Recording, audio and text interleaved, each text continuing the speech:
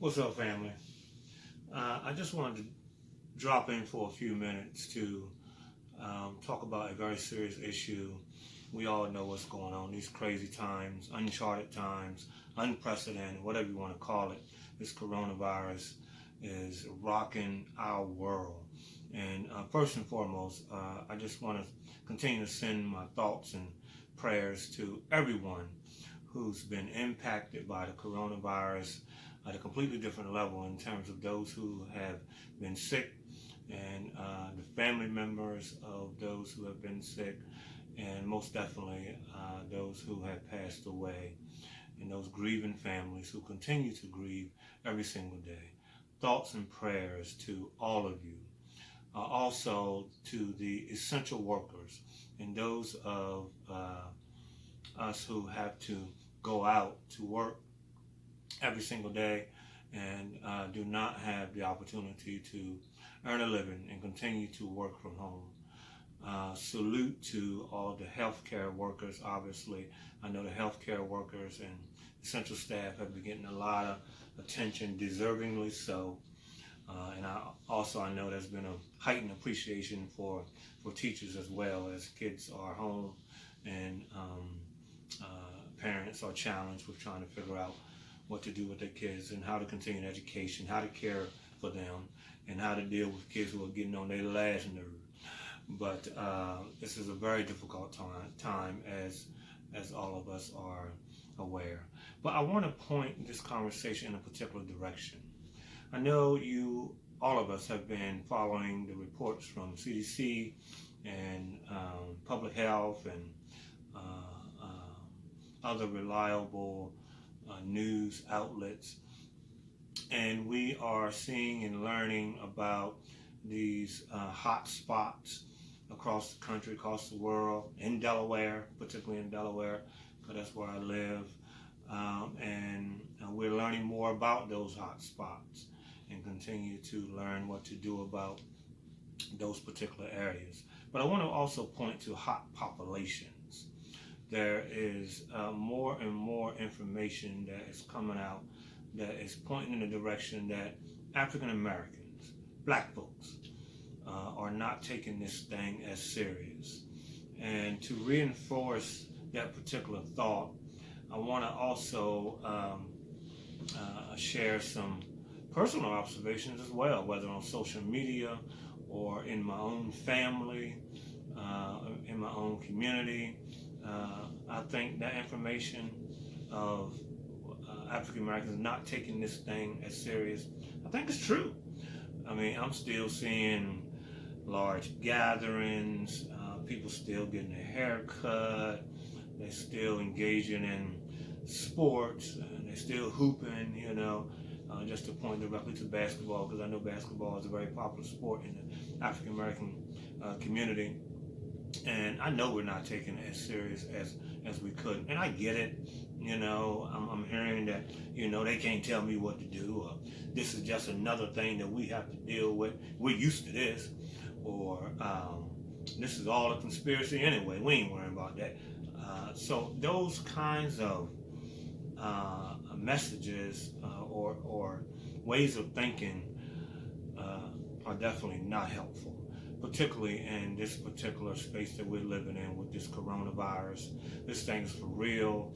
It's super, super serious. I am certainly not a health expert. I'm not a medical doctor. I'm just one person who I think y'all trust a little bit, that have a few things, who have a few thoughts to share.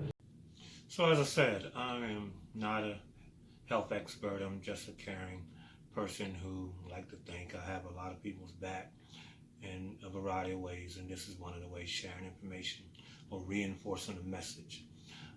So I'm certainly not perfect either, and I don't follow 100% of all the rules 100% of the time, but I'm certainly trying and trying to get better with this thing each and every day. So I don't think we're taking it serious. And the problem with that is, you may be asking, well, what's the big deal for real, from the African American perspective. Well, think about it, particularly with the younger population. You may not be showing any particular symptoms, or you may not be sick. But think about it, you are interacting with your peoples, your family, your friends, your mom, dad, grandparents, aunties. You're interacting and being with your family that you care about the most, and others, but particularly with your family, your friends, and your loved ones. And you may be carrying, literally carrying the germ, carrying the virus, and literally handing it to your loved ones. And now, because they are more vulnerable, they're sick, and the situation becomes much worse for them, and sometimes even worse than being sick. I mean, this thing is real. I believe the science. I believe what we're seeing. So that's what makes it such a big deal. You know, even if you're going to play ball, or you're getting your hair cut, or you're hanging out, or you partying, or you dapping each other, or you hugging each other, you and your partners may not be getting sick, but you and your partners are could be carrying the germ, carrying the virus to everybody else that you come in contact with, including your own family. So that's what makes this thing a big deal. And in terms of what to do, we all know about what we've been hearing in terms of the best practice guidelines involving, there's a mandate, as you know, to wear a mask, to cover your mouth and your nose, and make sure you're protected and you're protecting others. Also, make sure we are following the 6 feet social distancing guidelines. Make sure we're washing our hands, with hand sanitizer, at least 60% alcohol. I tend to wear gloves when I go out as well. I'm going shopping, putting gloves on, and as I said, wearing these masks.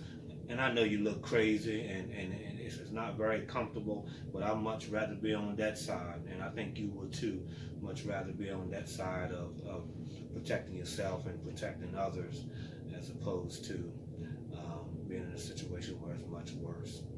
So, social distancing, wearing your mask, washing your hands, particularly after you come from a public place, or you're coughing, or you're sneezing, or you're blowing your nose.